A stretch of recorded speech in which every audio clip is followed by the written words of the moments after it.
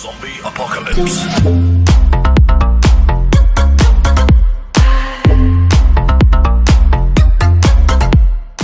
Hey, what's going on, everybody? It's Pat Voss, usually having the vlog series for the Honesty Podcast 5 days a week, Monday through Friday. Of course, my interview series every single Saturday, and Sundays coming tomorrow, the 22nd of January. It will be the Q&A sessions. Thank you so much to Amir Gray at thatgrayguy.com for cutting the intro for that, and my father, Ed Voss, for doing the vocals on the intro. But today, let's focus on this interview right now.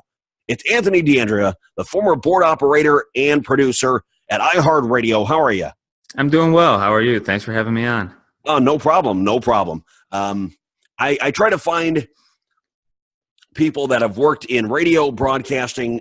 They work in music or they're a producer everywhere. And even on EO Fire for Entrepreneur on Fire, I try to find different podcasters as well. Great stories. I love to work with you guys. So for those of you that don't know, all the listeners out there in Honesty Podcast land, for those of you that don't know Anthony, what were your day-to-day operations? What did you do at iHeart Radio? Well, I started out working in Los Angeles as a board op. This was about 2.5 years ago. It was my first job in radio, believe it or not. Everybody told me, you're never going to work in LA as your first job. Well, I did that. And then I quickly realized that you can't pay the bills on a part-time salary in LA. So we moved to Phoenix, and I started this show called Four Quarters with Mike Jurecki. It was pretty much all football at 6 o'clock in the morning. You can actually see him on Bleacher Report and stuff like that when you go through and you see all the tweets. He's the host. But, yeah, so I produced and I board opped. I produced for about 1.5 years, but I was on the board for 2.5 years. Nice. And you said, well, and this is something I like that you did mention, is that people were telling you you'll never get your first job in LA. And I feel like you have the mentality of like a CM Punk. If you tell me I'm not going to do it, I'm going to do it. Like, yep. Everybody at broadcast school is like, you're never going to get a job out there, so you might as well start looking for something else because it's not going to happen. And then, right. And when you say broadcast school, what school?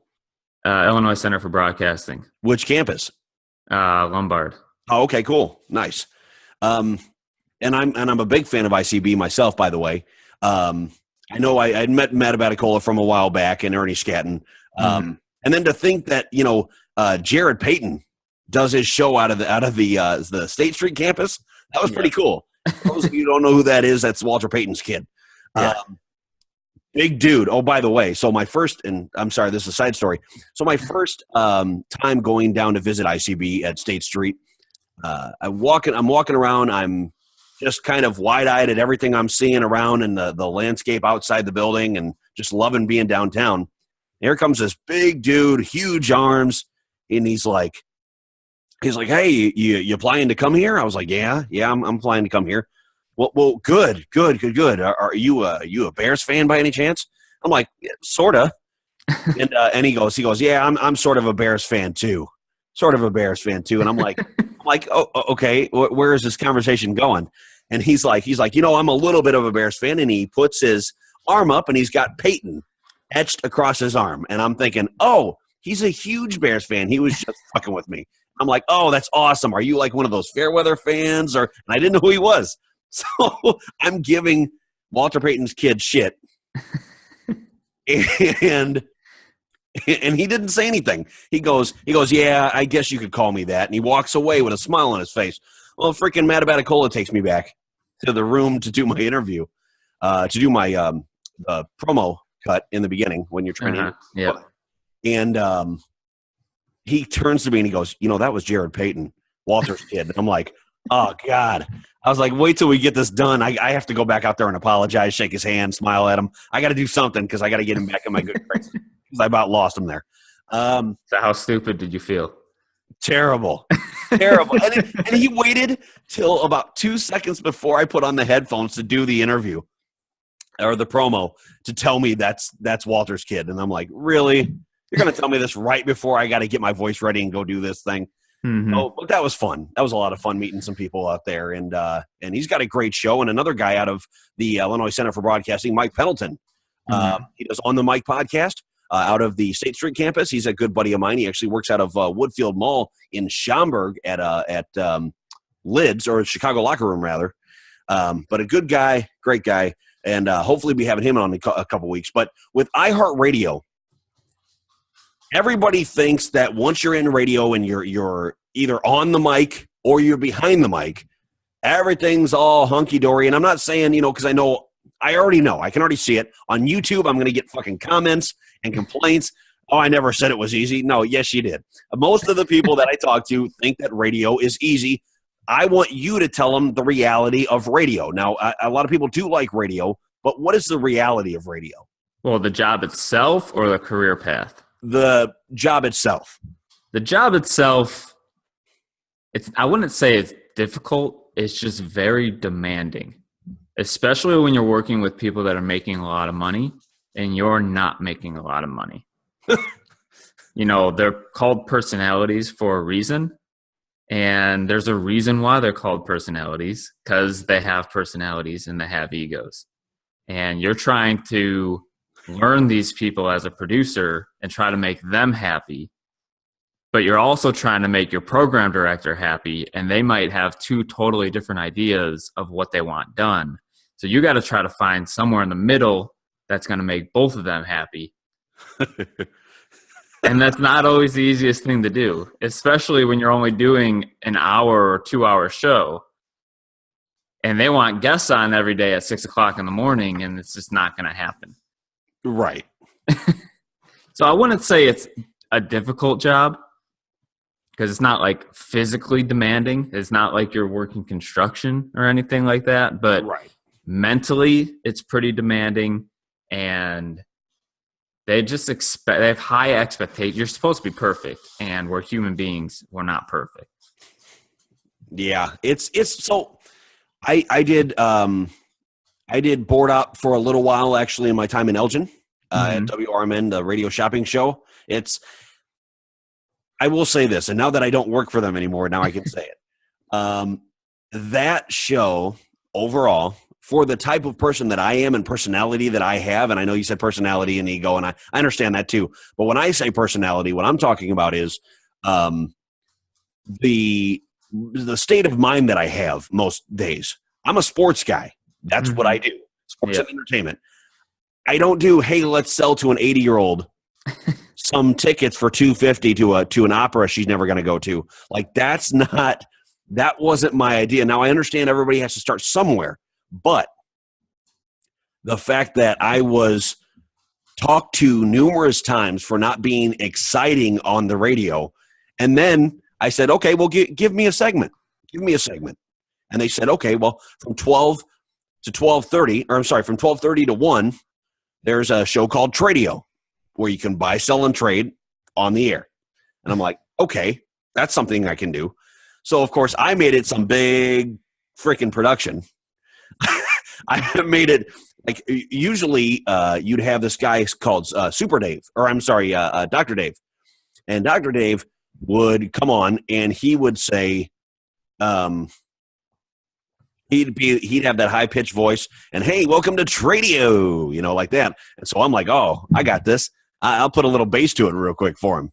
Get on there. Hey guys, it's Tradio on WRMN. Go ahead and call in. And I had literally my first 2 days, I had at least 7 to 10 people calling in that were 60 to 70 years old, women, hitting on me thinking I was in my 40s. And I love it because the last caller said, made a reference, and I said, ma'am, I'm not sure. I don't get that reference. I apologize. And she said, ma'am. She goes, how old are you? And I'm like, 28. She goes, well, holy crap. And I'm like, all right, we got to end this. This is getting bad. This is going to go somewhere I don't want it to go. But I did have a lot of fun with Tradio before I left. But I left, and a lot of people know about me. I'm on disability in the state of Illinois for bipolar disorder. And I left because of that and receiving disability, and now being able to do my show full time and sell products and merchandise online and have the Patreon account available for anybody that wants to donate and become a patron. that's always available. So for you, what is it that, other than iHeart Radio, after iHeart Radio, what is it that you think you'd be focusing on if it would still be in broadcasting? Well, I think podcasting is the way of the future. I think anybody that's worked in radio would understand that, because every radio station has a podcast now. There's a reason for it. And you see I think YouTube is a great place to go as well, because you can get ad revenue through that. You can get different sponsorships through that. I think if you're trying to make it in radio, you either got to go super small market or you got to go to podcasting, because you're not going to make it in LA. Right. And that's the thing. And I'm glad you bring that up, because people need to know a little bit of a reality check here. New York, LA, and Chicago were the 3 biggest markets. Yep. And if you think you're going to go in there and be the, top shit in 3 months, it's not going to happen, because there are people that have been working there for 25 years. And I went from large market to, medium-sized market here in Phoenix, and it wasn't any better. I honestly think it was worse. Really? But there's less jobs. So many things are in automation now. So many things are being, especially in iHeart, because, it's such a huge, massive media company. They have all these personalities that are signed through contracts, and they're just being syndicated across the country. So our sports station was Fox Sports Radio. So you have Dan Patrick. You have Colin Cowherd. You have all these, big name, the biggest names in sports. That's their tagline. Yeah, that's something I don't like about bigger radio, like I guess you can call them conglomerates, or the big companies. Mm-hmm. Those guys have the ability to do that, but why do that? Because there is so much talent, and you don't need to necessarily pay this guy $3 million. He doesn't need to be a millionaire to be a radio host. Because to be honest with you, and this is something I found out from working in radio for a little while and doing a podcast and seeing, entrepreneurs do their shows and all this other different stuff. It's not on air, like behind the scenes. You have a tougher job than I have on the mic, because all I'm doing is just trying to entertain people as far as conversation and talking to maybe a co-host. That's it. But your job is to make sure this whole show goes off without a hitch. Yep. And that is very stressful. Mm-hmm. So I appreciate everything you did do for them, because I know I tried to make my guy's job easier when I did my show on WRMN. I made my board operator and I made my producer's job much easier. I was like, listen, what do you need from me? I didn't say I need this. Hey, can we do that? Because I know, even though I know sports and entertainment like the back of my hand, I was coming into a new beast. Like I was going into something that was uncharted territory for me. I didn't want to act like I knew everything, because I didn't. And if the guy had an idea, I'm like, okay, let's use that. Let's use that, roll with it, see how it goes. And that made my life there, except for my station general manager, that made my life there very, very, very easy. So I know you said you were working, and this is before we got on the air here. You said you were working on a podcast. Yeah, we started it about a year ago, a little over a year ago. It's called Through the Ivy, and it's all Cubs. But I had my co-hosts bail on me one at a time, and so it's kind of been on the back burner for a little bit. But I have some ideas floating in my head that it's gonna be back. Okay. And like I said before, and we can talk about this a little bit later, but what I'd like to do is do a merging where, that is Pat Voss from the Honesty Podcast appearing as a guest on Through the Ivy. And that way it's a cross promotion, because I see that as the best way to go. If I go to like your connections that you might have, along with the connections that I have outside of sports and entertainment through podcasts, I figure that easily could make your show top ranked, and I'm sure you'll put it on iTunes, right? It's already on iTunes. Oh, it's already on iTunes. Okay. Yeah. Well, I look forward to hearing that as well, the new podcast. Here's the other thing I ask people, and this is something, that you and I weren't going to discuss a certain subject right now, so I will pass that up. But I will say the question. The question is if you could be doing anything else other than what you're doing currently, what would it be? I mean, I loved working in radio. Don't get me. I don't want to make it sound like I hated it. I loved it. So I would definitely go back to radio. But what would you do in radio if you went back? I mean, I wanted to work in sports, and that's what I was doing. I wanted to produce in sports, and that's what I was doing. I just want to do that, but I want to be paid. To make it worthwhile. Paid so I can live comfortably, you know what I mean? It's like working part-time is just not going to do it anywhere you live nowadays. So, No. And it's hard to find another job when so many things are demanded of you in radio. And you've signed non-competes and you can't go work for another radio station. So It's kind of like, okay, well, what do I do? And that's interesting you bring that up, because that's something that I had to sign even for. So before I got into radio, I was doing, I was selling DirecTV out here, out in the Schaumburg, Arlington Heights area. And you couldn't go work for like Comcast. Nobody for at least a year and a half to 2 years after. Yep. And I was only with the company for 4 months. I couldn't work for somebody else for 2 years. And then luckily I found the radio station. But yeah, that's interesting. I understand the non-compete, but this is my only beef with that, is that I wouldn't think a guy like myself or you would go to another radio station and start selling secrets of the trade, because obviously whatever radio station you go to, they're already up and running, and they have been running. They already have their own station secrets. You don't need to bring anything over. It makes your resume look better. Say, I work for iHeart Radio. You know, it's all it is a resume booster. So for me, when they made me sign one at WRMN, I asked them before I signed, I said, look, I do a show that's about to start up called the Honesty Podcast. It's a sports show. Can I do that show legally under this non-compete? And they said, yeah, no problem. Well, the minute they gave me the no problem, I'm like, all right, so even if I leave here, I am going to kick ass at my show.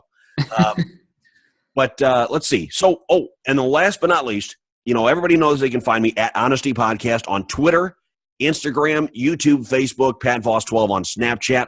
And, of course, if you're not already a patron on Patreon, the Honesty Podcast Patreon page, definitely go there, anybody that's interested. Even $1 an episode will definitely have us rolling it in here to have at the new place that I'm moving into, to have the backgrounds amped up, to have a better microphone. You know, the video quality is going to be great. So definitely go check that out. But where can they find you if they'd like to connect with you as far as maybe broadcasting tips, or if there's a guy that is aspiring to be a board operator or a producer for a show? Where can they find you? Well, you can follow my podcast page at the Ivy Podcast on Twitter, or on Facebook at facebook.com/the Ivy Podcast. I like it. So, guys, thank you so much for tuning in. I'm Pat Voss. This has been Anthony D'Andrea. I'll see you guys later next Saturday for another great podcast interview series. See you later. Tell me pretty lies, look me in the face. Tell me that you love me, even if it's fake.